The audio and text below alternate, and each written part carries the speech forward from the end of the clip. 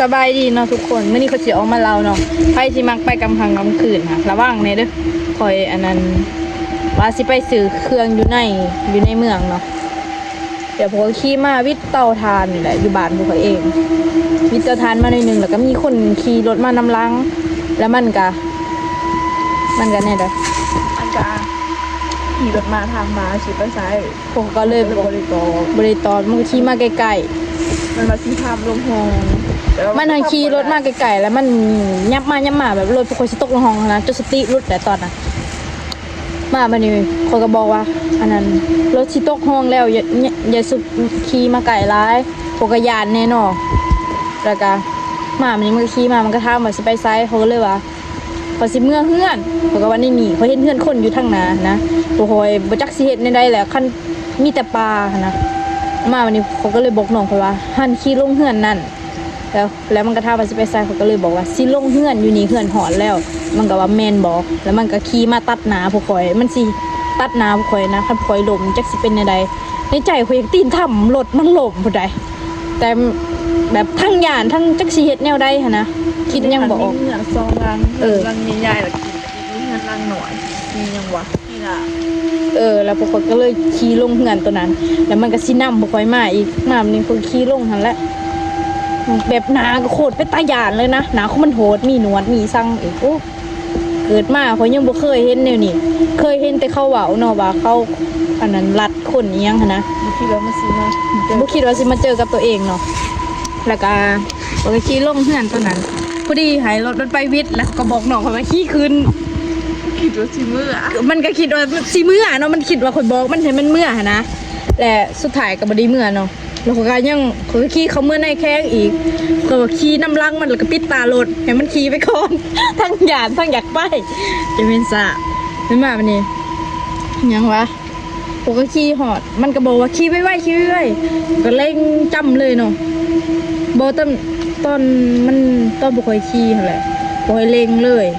ตอนทำอิฐนะมันก็เร่งมาแซงยังอะไรก็กระยานแล้วสังหรณ์ใจไว้แล้วพอดีหอนข่อยลำพันแหละน้องเขาบอกอันนั้นขับซาในคนเลงลุงเลยเนาะอยู่ข่อยลำพันจักขิดในใดเขาก็ยานอยู่แต่คนเลงลุงเลยแบบข่อยยานบักอันนั้นแน่นะเขามันโหดยานมันลัดอีกยานมันกลับมาเห็นตารถตัวนั้นสิเขาแบบยานขนาดนะขี่ไปหอนแข้งพอดีสื่อเครื่องยังเหยียบลอยต้นเมื่อผัดพ่นตกอีกเนาะเล็งเป็นเล็งเมื่อเหือนนี่ตาแดงเบิดเมื่อเหือนแล้วก็ยังขี่รถมาน้ำทางยังหัวอยู่หูว่าตัวเองสิตายเลยนะตอนนั้นคันแบบมันยับมาจนหัวตกห้องเลยนะคือมันเลือใจอีหาสันดานตัวนึงดูสิตกห้องแล้วค่ะเราสิตกห้องแล้วเขาก็ห้องดามันเนาะเขาว่าโอ้เราสิตกห้องแล้วเขาห้องบักดังๆดีเขาก็เลยว่ายับไปเบิ้งเขาสิเหี่ยวรถลงเหือนนะน้องนะผู้โคตรหยาดเลยเกิดมายังไม่เคยพอในนี้จักเชือตะกี้นะเขาไปลินตอนกลางคืนเนาะคอยมา12 โมง1 โมงยังกะขี่เดี๋ยวนี้ที่เป็นตะหยาดดีๆรอได้ยินแต่เข้าเว้าหั่นแหละว่ามีคนลัดอีสังนะมาเจอกับตัวเอง